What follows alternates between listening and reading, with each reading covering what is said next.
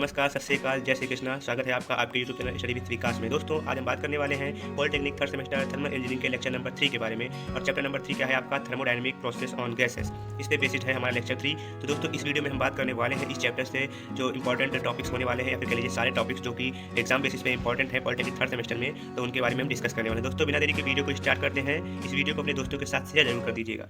हाँ तो फ्रेंड्स, ये रहा हमारा चैप्टर नंबर 3, जिसका नाम है thermodynamic state and thermodynamic process. Thermodynamic state क्या होता है दोस्तों? किसी निकाय के अंदर या बाहर की अवस्था या दशा निकाय के गुणों के द्वारा पहचानी जाती है, या फिर मतलब किसी निकाय के अंदर या बाहरी अवस्था उसके गुणों के द्वारा पहचानी जाती है, जो कि थर्मल गुण जिसमें पाए जाते हैं, उसी को क्या बोलते हैं? थर्मोडायनेमिक स्टेट बोलते हैं दोस्तों। अब ये किस किस पर डिपेंड करती है दोस्तों? ये डिपेंड करती है, हमारे 6 फैक्टर्स होते हैं: pressure, temperature, volume, enthalpy, entropy, internal energy. तो दोस्तों, ये सब होते हैं वो फैक्टर्स जिन पे हमारी थर्मोडायनेमिक स्टेट डिपेंड करती है दोस्तों। तो ये देखिए ग्राफ जो है बना हुआ है आपके लिए। यहाँ पर क्या है, ये स्टेट 1 है और ये स्टेट 2 है। जहाँ पर स्टेट 1 में टेम्परेचर P1 है, वॉल्यूम V1 है और प्रेशर P1 है, वैसे ही P2, V2 और T2 यहाँ पर डिस्कस किए गए हैं। नेक्स्ट नंबर पे दोस्तों अगर हम बात करते हैं तो हमारा हो जाएगा थर्मोडायनेमिक प्रोसेस क्या होता है। थर्मोडायनेमिक प्रोसेस क्या होता है? एक नंबर में डेफिनेशन आती है, छोटी छोटी डेफिनेशन है, लेकिन आपको इनको थोड़ा सही से लिखेंगे। जब सटीक लिखेंगे, या तो फिर ज़्यादा लिखिए या फिर सटीक लिखिए। तो ज़्यादा लिखने वालों में भी रिस्क रहता है, लेकिन जो सटीक लिखते हैं उनको नंबर आराम से मिल जाते हैं। जब तापमान, दबाव और आयतन आदि गुणों में परिवर्तन के कारण निकाय एक थर्मोडायनेमिक स्टेट से दूसरे स्टेट में बदल जाता है, यानी कि तापमान, दबाव और आयतन में परिवर्तन होता है, यानी कि चेंजेस होते हैं। उसके कारण जब फर्स्ट स्टेट से सेकंड स्टेट में चेंज हो जाता है तो उसे निकाय को थर्मोडायनेमिक प्रोसेस से गुजरना पड़ता है, यानी कि टेम्परेचर और प्रेशर और वॉल्यूम के मतलब चेंजेस के कारण जो मतलब होता है थर्मोडायनेमिक, एक स्टेट से दूसरे स्टेट में सिस्टम हमारा चेंज होता है, उसी प्रोसेस को क्या बोलते हैं? उसी प्रोसेस को बोलते हैं थर्मोडायनेमिक प्रोसेस दोस्तों। ये प्रोसेस कई सारे होते हैं, तो इनके बारे में बात करते हैं। टाइप्स ऑफ थर्मोडायनेमिक प्रोसेसेस, ये एक हमारा इंपॉर्टेंट टॉपिक है दोस्तों, यहाँ से क्वेश्चन बनता है। तो बात करते हैं कौन कौन से मतलब प्रोसेस होते हैं। तो पहला प्रोसेस आपका हो जाएगा आइसोबैरिक प्रोसेस और constant pressure process. Constant pressure क्यों बोलते हैं? क्योंकि बार जो होती है वो किसकी प्रेशर की यूनिट होती है। और तो आप इसे समझ जाएंगे, आइसोबैरिक मतलब pressure constant, P equal to constant. ये दोस्तों किस लॉ में होता है? ये आपने पढ़ा होगा पीछे आइडियल गैसेस वाले में, ये चार्ल्स लॉ में होता है दोस्तों। तो अगर सेकंड नंबर के हमारे प्रोसेस की बात करते हैं दोस्तों, तो सेकंड नंबर का प्रोसेस हमारा है आइसोकोरिक प्रोसेस। आइसोकोरिक या फिर इसे क्या बोलते हैं? कांस्टेंट वॉल्यूम प्रोसेस भी बोलते हैं। कांस्टेंट वॉल्यूम तो कम कुछ ज़्यादातर लिख के आता है आइसोकोरिक प्रोसेस के बारे में। तो इसमें क्या आप याद रखेंगे, V equal to volume equal to constant होता है। और ये किस लॉ के पे बेस्ड होता है? ये कैलुसैक लॉ पे होता है, जो कि आइडियल गैस का लॉ होता है दोस्तों। थर्ड नंबर पे हमारा क्या जाता है? थर्ड नंबर पे दोस्तों हमारा आता है, थर्ड नंबर पे आता है क्या? आइसोथर्मल प्रोसेस और कांस्टेंट टेम्परेचर प्रोसेस। आइसो मतलब कांस्टेंट हो जाएगा, और टी मतलब थर्मल हो जाएगा। थर्मल मतलब क्या हो जाएगा? टेम्परेचर हो जाएगा दोस्तों। तो यहाँ पे क्या पढ़ेंगे आप? टेम्परेचर कांस्टेंट होता है, और ये किस लॉ पे बेस्ड होता है दोस्तों? तो ये होता है बोयल्स लॉ पे बेस्ड होता है दोस्तों। नेक्स्ट दोस्तों अगर हम बात करें तो हमारा चौथा क्या होता है प्रोसेस दोस्तों? चौथा होता है हमारा कौन सा प्रोसेस होता है फ्रेंड्स? हमारा होता है एडियाबैटिक और आइसेंट्रोपिक प्रोसेस। इसमें क्या होता है दोस्तों? हीट कांस्टेंट, यानी कि transfer of heat is equal to 0 होता है दोस्तों। तो ये हो गया हमारा कौन सा? Adiabatic process. अब आता है हमारा दोस्तों कौन सा? पॉलीट्रॉपिक प्रोसेस क्या होता है दोस्तों? पॉलीट्रॉपिक प्रोसेस होता है, ये होता है एडियाबैटिक प्रोसेस और आइसोथर्मल प्रोसेस का क्या होता है? मतलब कॉम्बिनेशन होता है। यानी कि कह लीजिए कि अगर एडियाबैटिक प्रोसेस का कर्व यहाँ से बनता है और आइसोथर्मल का कर्व यहाँ से बनता है, तो इन दोनों के बीच में जो वैल्यू पाई जाती है वो होती है पॉलीट्रॉपिक प्रोसेस की। अभी हम आपको कर्व के हिसाब से बताएंगे तो आपको समझ में आ जाएगा दोस्तों। तो पॉलीट्रॉपिक प्रोसेस हमें पढ़ना है दोस्तों। 6 नंबर पे हमें क्या पढ़ना है? Throttling process, isenthalpic process. ये प्रोसेस जो है ज़्यादा पूछा नहीं जाता है दोस्तों, लेकिन आप इससे थोड़ा बहुत बेसिक नॉलेज होना जरूरी होता है दोस्तों, तो इसे भी आप हम लोग पढ़ेंगे। इसमें क्या होता है? इंथैल्पी कांस्टेंट होती है, यानी कि हीट चेंजेस वो क्या होता है। और उसमें क्या था दोस्तों? इस वाले में हीट चेंजेस कांस्टेंट था, और इसमें एडिशन और लॉस ऑफ हीट नहीं होता दोस्तों। आगे बात करते हैं आइसोबैरिक प्रोसेस क्या होता है। अब इसको हम मतलब क्या बोलते हैं पढ़ेंगे। आप हमने आपको बेसिकली वहाँ पे बता दिया कि प्रेशर कांस्टेंट होता है, तो दोस्तों आप ये थोड़ा सा डेफिनेशन तो बना ही सकते हैं ना, कि मतलब the process having the constant pressure, या फिर वो प्रोसेस जिसमें क्या होता है हमारा जो प्रेशर यानी कि दाब कांस्टेंट रहता है, यानी कि नियत रहता है, उसी प्रोसेस को क्या बोलते हैं? Isobaric process. तो हमने यहाँ पे डेफिनेशन नहीं लिखी है, हमने यहाँ पे बेसिकली क्या लिखा है? न्यूमेरिकल वैल्यू, यानी कि मैथमेटिकली कैसे इसको डिनोट करना है, वो सब यहाँ पे हमने लिखा हुआ है दोस्तों। अगर आप छोटी सी डेफिनेशन लिखने के बाद ये जो है इतना सब कुछ ये सब लिख देते हैं, तो दोस्तों आपको नंबर पूरे मिल जाएंगे। तो दोस्तों क्या हमने पढ़ा था कि पीवी की power N is equal to constant, ये क्या होता है? हमारा आइडियल गैस का होता है। अगर हम इसको देखेंगे पीवी की power N equal to constant, तो यहाँ पर एन की वैल्यू क्या रखनी है? 0 रखनी है, तो हमारा प्रेशर क्या आएगा? कांस्टेंट आ जाएगा दोस्तों। इसका अगर हम पीवी डायग्राम देखते हैं दोस्तों, तो पी इधर हो जाएगा वाई एक्सिस की तरफ और वी को एक्स एक्सिस की तरफ रखते हैं, तो एन इक्वल टू 0 रखने पर पी इक्वल टू कांस्टेंट, और कांस्टेंट प्रेशर की लाइन दोस्तों यही हो जाएगी, क्योंकि यहाँ तक प्रेशर आया, उसके बाद ये कॉन्स्टेंटली चल रहा है दोस्तों। और वॉल्यूम जो है वो लगातार क्या है? बढ़ती जा रही है दोस्तों। अब आगे नेक्स्ट बात करते हैं आइसोकोरिक प्रोसेस। इसमें भी आपको डेफिनेशन अपने आप से बना देनी है कि वह प्रोसेस जहाँ पर क्या होता है वॉल्यूम कांस्टेंट होता है, उसी प्रोसेस को हम लोग क्या बोलते हैं, आइसोकोरिक प्रोसेस बोलते हैं। ऐसे ही आप इंग्लिश में लिख देंगे the process having the constant volume, this process is known as the isochoric process. अब दोस्तों इसमें भी है वही कि P V equal to constant, जो भी हमको पता है ये बेसिकली। तो अगर हम यहाँ पर क्या वैल्यू रखेंगे, एन की वैल्यू दोस्तों हम यहाँ पर इन्फिनिटी रखते हैं। ये चीज़ आपको याद रखने वाली है, एग्जामिनर खास करके यहीं पर उसकी नजर जाएगी कि आपने एन की वैल्यू ली क्या है इस प्रोसेस के लिए। तो यहाँ पर वी इक्वल टू कांस्टेंट हो जाएगा। अगर पी वी डायग्राम इसका देखते हैं तो आपको पता होगा कांस्टेंट वैल्यूम की लाइन क्या होती है, वर्टिकली खींची जाती है, एक है ना। तो दोस्तों वी इक्वल टू कांस्टेंट कब आएगा, जब आप एन इक्वल टू इन्फिनिटी लेंगे दोस्तों। अब आते हैं दोस्तों isothermal process, the thermodynamic process having the temperature constant, this is known as the isothermal process, ऐसा लिख देंगे आप। अब यहाँ पर क्या करेंगे, एन इक्वल टू एन की वैल्यू हमें दोस्तों यहाँ पर 1 लेनी है। आपको हर प्रोसेस के लिए एन की वैल्यू अलग अलग लेनी है, ये आपको याद रखना होगा दोस्तों।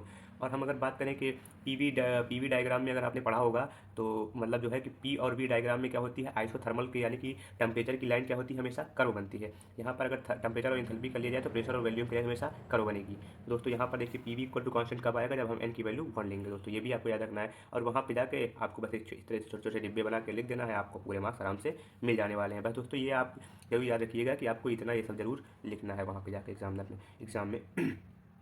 अब दोस्तों नेक्स्ट नंबर पे हम बात करते हैं तो हमारा कौन सा प्रोसेस आ जाता है फ्रेंड्स, एडियाबैटिक प्रोसेस, जिसमें कि आपको पता है क्या होता है, हीट कांस्टेंट होता है दोस्तों। तो इसमें हम क्या लिखेंगे, पी वी की पावर एन इक्वल टू सी। अब लेकिन यहाँ पे एक नया चीज़ आ जाता है, क्या होता है, एन इक्वल टू लेते हैं गामा। ये गामा क्या होता है, इंडेक्स होता है। ये क्या होता है, एडियाबैटिक इंडेक्स होता है। इसकी वैल्यू होती है 1.4, 1 पॉइंट दोस्तों क्या होती है 4 होती है इसकी वैल्यू। अभी हम आपको आगे हमने आपको पीछे बताया है एक वीडियो में, हमारी वीडियो जाकर देखिए चैप्टर 1 की, वो चैप्टर 2 की वीडियो देखेंगे जाके, तो वहाँ पर आपको डिस्कस किया गया है एडियाबैटिक इंडेक्स के बारे में। हमने आपको बताया था कि आगे इसका काम होने आने वाला, मतलब इसका यूज़ होगा आगे। तो दोस्तों हम यहाँ पर क्या लेंगे, एन की वैल्यू गामा लेंगे, तो पी वी की पावर गामा इक्वल टू सी हो जाएगा। तो यहाँ पर क्या आ जाएगा दोस्तों, एन वो क्या बोलते हैं इसमें, heat change equal to constant हो जाएगा। तो दोस्तों इसमें एक चीज़ और आपको ध्यान रखनी है, वहाँ पर एडिशनल इन्फॉर्मेशन देंगे आप, क्या, slope of adiabatic process is more than exothermal process. मैंने बताया था ना कि एक्सोथर्मल की अगर ये जाएगी, एडियाबैटिक की ये जाएगी, तो पॉलीट्रॉपिक की इसके बीच में जाएगी दोस्तों। तो क्या होता है, मोर ज़्यादा होती है ना। तो ये आप इसका पी वी डायग्राम इस प्रकार से कुछ बना देंगे वहाँ पे जाके एग्जाम में, आपको पता होगा दोस्तों। पी और वी अगर डायग्राम है तो उसमें क्या होती है, मतलब क्या बोलते हैं, टेम्परेचर और एंथैल्पी दोनों की लाइन हमेशा कर्व लाइन खींची जाती है, बस इतना से याद रखना है आपको।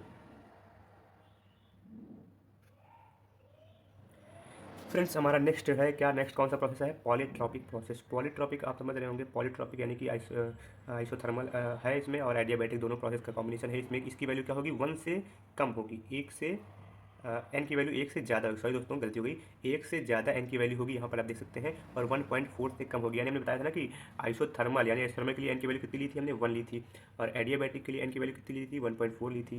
तो इन दोनों के बीच में हमेशा लाई करेगा ना, तो 1 से बड़ा और 1.4 से छोटा लेंगे एन की वैल्यू, तो क्या होगी हमारी प्रोसेस, क्या कहलाएगी, पॉलीट्रॉपिक प्रोसेस। इसमें क्या लिखेंगे, slope of polytropic process is between, बताया था ना हमने, इस between adiabatic and isothermal process के बीच में होता है दोस्तों। ये इसका कुछ डायग्राम होगा। अगर एक्सपेंशन के लिए बात करें तो ये वाला डायग्राम हो जाएगा आपका। तो क्या होगा, कांस्टेंट प्रेशर यानी कि आइसोबैरिक के लिए एन इक्वल टू 0, उसके बाद में एन इक्वल टू 1 आ जाएगा किसके लिए, आइसोथर्मल के लिए, एन इक्वल टू 1.2 पॉलीट्रॉपिक के लिए, एन इक्वल टू गामा हो जाएगा किसके लिए दोस्तों, इसके आइडियाबैटिक के लिए, और एन इक्वल टू इनफाइनाइट किसके लिए हो जाएगा, आइसोकोरिक प्रोसेस के लिए। तो ये एक्सपेंशन के लिए हो जाएगा डायग्राम, और ये कंप्रेशन के लिए हो जाएगा। एक्सपेंशन के लिए आपको ऊपर से शुरू करना है, और कंप्रेशन के लिए आपको नीचे शुरू करना है दोस्तों। आगे नीचे बात करते हैं, अब आगे हमारा वर्ग क्या होता है फ्रेंड्स। वर्ग के बारे में अगर हम बात करें तो कोई बल लगाने से बल की दिशा में वस्तु की स्थापन होना, यानी क्या होता है कि फोर्स जिस डायरेक्शन में लगाएंगे उसी डायरेक्शन में अगर डिस्प्लेसमेंट होता है तो वही हमारा क्या होता है, वही हमारा फोर्स कहलाता है। W equal to F into D X हो जाएगा दोस्तों। डी डब्ल्यू इसका हम क्या करेंगे, इसको फॉर स्मॉल वर्क यहाँ पे लिखेंगे, फॉर स्मॉल वर्क कम कार्य के लिए क्या हो जाएगा, D W equal to P into D into D X हो जाएगा। अब इसका हम इंटीग्रेशन करेंगे फॉर होल वर्क के लिए, पूरे वर्क के लिए क्या हो जाएगा, डब्ल्यू इक्वल टू V1 से V2 तक इसकी लिमिट जाएगी, और पी डी भी कर देंगे दोस्तों। अगर पी वी डायग्राम पे हम देखें तो यहाँ पर देखिए क्या हुआ है दोस्तों, जो है कि आपका ये दोस्तों जो है यहाँ से आपका यहाँ से यहाँ तक के बीच में जो ये एरिया आया हुआ है, ये एरिया जो आपका आया हुआ है दोस्तों, ये वाला वही हमारा क्या हो जाएगा, इसका अगर इसका एरिया फाइंड कर लिया जाए तो ये हमारा क्या हो जाएगा, वर्क डन हो जाएगा। ये आपको इन्फॉर्मेशन वहाँ पर दे देनी है। तो फ्रेंड्स अब आगे हम बात करते हैं क्या, work done by different processes, work done by different processes के बारे में। अब डिफरेंट प्रोसेस हैं, उनके द्वारा क्या है जो वर्क डन किया गया उसके बारे में बात करेंगे दोस्तों। तो आइसोबैरिक प्रोसेस में क्या है वर्क डन, तो आपको ये मतलब ये सब चीज़ याद करनी है, मतलब बना कर लिख सकते हैं ना, जहाँ पर प्रेशर कांस्टेंट हो ऐसे करके डेफिनेशन। बस मेन है आपका ये, डब्ल्यू इक्वल टू V1 से V2 तक जाएगा, पी इंटू डी भी हो जाएगा। उसके बाद में क्या करेंगे, इसका पी तो हमेशा कांस्टेंट रहने वाला है दोस्तों, पी का इंटीग्रेशन होना नहीं है, तो पी को हम कर लेते हैं बाहर। उसके बाद में V1 से V2 तक डी भी जाएगा, और डब्ल्यू इक्वल टू पी बाहर है, अब माइनस क्या क्या इंटीग्रेशन होता है, V2 माइनस V1 ना दोस्तों। तो V2 माइनस V1 हो जाएगा, तो P अगर बाहर है तो ऐसे करके आ जाएगा P, तो हमारा W इक्वल टू क्या हो जाएगा, W equal to V2 minus V1 kilo joule. ये हो गया हमारा किसके लिए, आइसोबैरिक के लिए। ये छोटा सा आप डायग्राम बना देंगे साइड में। और ये दूसरा क्या है दोस्तों, आइसोकोरिक प्रोसेस। आइसोकोरिक प्रोसेस में क्या होता है, W equal to P into D V, इसमें भी लिखेंगे। अब यहाँ पर क्या होगा, कोरिक आइसोकोरिक है, यानी कि इसमें क्या होने वाला है फ्रेंड्स, इसमें होने वाला है V इक्वल टू कॉन्स्टेंट। तो हम यहाँ पे क्या लिख देंगे, डी वी इक्वल टू हमारा क्या आ जाएगा, डी वी इक्वल टू आ जाएगा हमारा जीरो। यानी कि ये डी वी क्या होता है, change in volume. Change in volume क्या है हमारा, जीरो है, वॉल्यूम में चेंज हो ही नहीं रहा है। तो अगर डी वी जीरो हो जाएगा तो जीरो से कुछ भी मल्टीप्लाई करेंगे तो हमारा वर्क डन कितना आ जाएगा फ्रेंड्स, जीरो आ जाएगा। अब बात करते हैं दोस्तों आइसोथर्मल के बारे में। आइसोथर्मल में क्या होने वाला है फ्रेंड्स, आइसोथर्मल में क्या होता है, W equal to P into D V, ये तो हमको पहले से पता है, तो ये तो आपको लिख ही देना है। उसके बाद में क्या होता है, C बाई वी। अब C बाई वी कहाँ से आया दोस्तों, P इक्वल टू होता है C बाई वी हो जाएगा दोस्तों, पी डी वी है ना। P की वैल्यू क्या लिखेंगे, C by V, P equal to C by V आ जाएगा दोस्तों ना। उसके बाद में क्या हो जाएगा, डी वी हमारा पीछे है। अब क्या करते हैं, हमारा C तो होने वाला है कांस्टेंट दोस्तों, C हमारा होने वाला है कांस्टेंट, तो C को बाहर लिख लिया और डी वी अपॉन वी कर दिया। 1/v क्या हो जाएगा, 1/x का इंटीग्रेशन क्या होता है दोस्तों, होता है log n, log x हो जाएगा दोस्तों। अब लिमिट कहाँ से जाएगी, लिमिट हमारी जाएगी V1 से V2 तक चली जाएगी। तो यहाँ पर क्या हो जाएगा, W वर्क डन क्या हो जाएगा, इसका थोड़ा कॉम्प्लिकेटेड होता है। W इक्वल टू मेरे दोस्त क्या हो जाएगा, W इक्वल टू जाएगा C ln log V2 minus log V1। अब log m minus log n का क्या होता है, log m अपॉन n हो जाएगा। W इक्वल टू क्या जाएगा, C log V2 upon V1 हो जाएगा। उसी तरह यहाँ पे W equal to C log V1 upon P2 हो जाएगा दोस्तों। ये हो जाएगा हमारा, इतना आपको याद रखना होगा। एग्जाम में जाके आपको ऐसा ही बिल्कुल लिख देना है, आपको नंबर मिल जाएंगे, आपके नंबर कहीं से नहीं कटने वाले दोस्तों।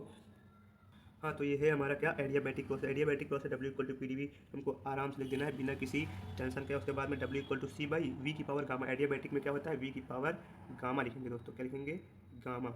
वहाँ हर जगह N होता था, W equal to C integration करके लगाएंगे और क्या करेंगे, डी वी अपॉन वी की power gamma. W equal to C कहाँ से कहाँ तक जाएगा, V1 से V2 तक जाएगा, और V की पावर गामा नीचे नीचे है ना, अगर इसको हम ऊपर ले जाएंगे दोस्तों तो क्या हो जाएगा, V की पावर गामा, V की पावर माइनस गामा हो जाएगा और इंटू डी वी कर देंगे। अब इसका इंटीग्रेशन करेंगे तो क्या होता है दोस्तों, इंटीग्रेशन हमारा क्या होता है, x की power n plus one upon n minus x power n plus one upon n plus one ना। तो ऐसे हो जाएगा। तो यहाँ पे क्या हो जाएगा, W इक्वल टू C और V की पावर माइनस गामा था और माइनस गामा प्लस वन आ गया यहाँ पर, और नीचे क्या आ गया, माइनस गामा प्लस वन आ गया। और इसकी लिमिट कहाँ से है, V1 से V2 तक है ना दोस्तों। अब दोस्तों बात करते हैं नीचे W वर्क डन क्या आएगा, हमारा वर्क डन क्या आ जाएगा, C की जगह पे दोस्तों क्या आ जाएगा हमारा P V1। अब इसको हम अगर सॉल्व करेंगे, और तो सॉल्व करने पे थोड़ा कॉम्प्लिकेटेड लगेगा दोस्तों, तो इसीलिए हमने यहाँ पे डायरेक्ट लिख दिया था W equal to P1 V1 minus P2 V2 upon gamma minus one. ये चीज़ आपको याद रखनी है, और वहाँ पर एग्जाम में आपको इसका क्या करना है, बॉक्स बनाकर अच्छे से लिख देना है। और इसकी जो यूनिट है, यूनिट लिखना मत भूलिएगा, KJ दोस्तों। ये अगर आप ना यहाँ वहाँ पर बीच में थोड़ा कैलकुलेशन मान लीजिए, वहाँ पर कैलकुलेशन करने के लिए आपसे बोला नहीं गया है, बस आपसे मतलब फाइनली रिजल्ट मांगा गया है, तो वहाँ पर आप फालतू कैलकुलेशन मत कीजिएगा, इससे स्किप कर दीजिएगा, बस यहाँ तक लिख के डायरेक्ट आप सीधा यहाँ लिख दीजिएगा। अब हम आ गए अपने पाँचवें पॉलीट्रॉपिक प्रोसेस पे दोस्तों। पॉलीट्रॉपिक प्रोसेस क्या होता है, इसमें भी लिखेंगे दोस्तों W equal to P into D V. उसके बाद में क्या आ जाएगा, इसमें क्या लेंगे, V की पावर n लेंगे पॉलीट्रॉपिक प्रोसेस के लिए, क्योंकि इसकी पावर तो कोई डिफाइन है नहीं। इसकी पावर कहाँ से कहाँ तक होती है आपको पता होगा ना, 1 से लेके 1.4 के बीच तक है ना, यानी कि 1 से लेके गामा तक होती है दोस्तों। अब गामा, अब इसकी हमको पता तो है नहीं कितना लेना है, 1.2 1.3 1. कुछ भी ले सकते हैं, 1.114 1. ऐसा अगर कुछ भी ले सकते हैं। तो इसकी पावर क्या लिखेंगे, C अपॉन V की पावर यहाँ पर हो जाएगा दोस्तों, V की पावर n हो जाएगा। अब इसका भी हमें क्या सिंपली इंटीग्रेशन कर देना है प्यार से, आराम से, बिना किसी फिकर के। और कहाँ लिमिट कहाँ से लेनी है, V1 से लेकर V2 तक लेनी है आराम से। उसके बाद में फिर फाइनली हमको फाइनल रिजल्ट में आ जाना है दोस्तों। रिजल्ट हमारा फाइनल क्या हो जाएगा दोस्तों, ये हो जाएगा हमारा W equal to P1 V1 minus P2 V2 kilo joule. बस इतना सा आपको करना है दोस्तों। तो ये आपका पॉलीट्रॉपिक प्रोसेस भी डिस्कस हो गया दोस्तों। आगे नेक्स्ट बात करेंगे दोस्तों, क्या होता है, हीट क्या होती है यार। हीट के बारे में क्या बोलते हैं, हीट क्या होती है, यह एक प्रकार की ऊर्जा होती है जो तापमान के अंतर के कारण प्रवाह होती है। टेम्परेचर डिफरेंस के कारण फ्लो होने वाली एनर्जी को ही क्या बोलते हैं दोस्तों, हीट बोलते हैं। टेम्परेचर और एंट्रोपी के डायग्राम के अंतर्गत आया हुआ एरिया, यानी कि टेम्परेचर और एंट्रोपी के अंतर्गत आया हुआ जो एरिया होता है वही हमारा क्या कहलाता है, हीट कहलाता है दोस्तों। हीट फॉर वेरियस प्रोसेस, अब हम देखने वाले हैं हीट वेरियस प्रोसेस के लिए हीट देखने वाले हैं। आइसोबैरिक प्रोसेस में हमें ये इक्वेशन पता होनी चाहिए दोस्तों, D theta equal to D H minus V D P दोस्तों। और यहाँ पर आइसोबैरिक प्रोसेस में क्या होता है, चेंज इन टेम्परेचर क्या होता है, जीरो होता है, यानी कि डी पी इक्वल टू क्या हो जाएगा दोस्तों, जीरो हो जाएगा। अगर डी पी की वैल्यू जीरो ले लेंगे तो क्या हो जाएगा, D theta equal to D H आ जाएगा, और equal to M C P D T, v equal to क्या हो जाएगा, M C P D T हो जाएगा दोस्तों। तो ये हम आपको वहाँ पर बनाकर आराम से बॉक्स में लिख देंगे। इससे क्वेश्चन मतलब आता तो नहीं है हमारे हिसाब से, लेकिन ये बताना जरूरी होता है दोस्तों, क्योंकि बाद में फिर ये होता है कि हमने पढ़ा नहीं है, पता नहीं था हमें।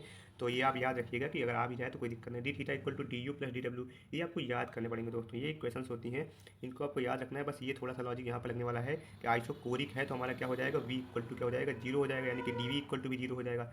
ठीक है, तो उसके बाद D theta equal to D U equal to M C V D T हो जाएगा। इसमें क्या था, D theta equal to D H equal to M C P D T था, यहाँ पे M C V D T हो जाएगा। बस इतनी सी बात है। आइसोथर्मल में बात करें दोस्तों, आइसोथर्मल में D theta equal to D U plus D W, ये तो मतलब बेसिक याद ही करना है। अब क्या होता है कि D theta equal to M C V D T plus D W हो जाएगा। अब यहाँ पर क्या हो जाएगा, टेम्परेचर कांस्टेंट कर देंगे तो डी टी भी कांस्टेंट हो जाएगा। तो D theta equal to D theta यहाँ से क्या बन के आएगा, इस इक्वेशन को आप भूल जाइए, D theta equal to D W हो जाएगा। D T equal to zero, तो ये सब हमारा क्या हो जाएगा, पूरा जीरो हो जाएगा। D theta equal to D W आ जाएगी, ये देखिए यहाँ पर लिखा हुआ है। अब D theta equal to C, D theta equal to क्या हो जाएगा, C L N V two upon V one. C क्या है, हमारा कांस्टेंट है, इससे हमसे कोई मतलब नहीं है दोस्तों। तो उसके बाद में अगर हम नेक्स्ट नंबर पे बात करते हैं, तो नेक्स्ट नंबर पे हमारा होने वाला है दोस्तों, आप कौन सा, अब हमारा आ जाएगा कौन सा, एडियाबैटिक प्रोसेस। एडियाबैटिक प्रोसेस में हीट चेंज क्या होता है, जीरो होता है। तो हीट ही जब मतलब क्या होता है, हीट एनर्जी नहीं होगी तो उसमें क्या हो जाएगा, हीट चेंज भी बिल्कुल जीरो हो जाएगी। ये एडियाबैटिक का प्रोसेस का मेन फंडामेंटल होता है, तो ये हो जाएगा हमारा जीरो। इसमें पोलटॉपिक प्रोसेस में क्या हो जाएगा, पोलटॉपिक प्रोसेस में आप डायरेक्टली याद कर लीजिए। इसका जो है डेरिवेशन थोड़ा काफ़ी लेंदी था और काफ़ी कॉम्प्लिकेटेड था, उतना ज़्यादा हार्ड कुछ आने वाला है नहीं आपका। हो सकता है ये एक नंबर में पूछ लिया जाए, तो इसलिए मैंने इसको लिखा दिया है theta poly equal to W poly into gamma minus N upon gamma minus one. तो दोस्तों ये जो इन्फॉर्मेशन थी आपको मतलब उम्मीद करता हूँ पसंद आई होगी, और मतलब अगर पसंद आई हो तो वीडियो को लाइक करके चैनल को सब्सक्राइब कर दीजिएगा, अपने दोस्तों के साथ शेयर कर दीजिएगा, जिससे कि उनको भी हेल्प मिल सके। और दोस्तों ऐसे ही वीडियोस आपको आती रहेंगी, आपके नेक्स्ट चैप्टर की वीडियो नेक्स्ट आने वाली है दोस्तों। चैनल को सब्सक्राइब कर दीजिएगा। मिलते हैं अपनी नेक्स्ट वीडियो में, तब तक के लिए tata bye bye, love you.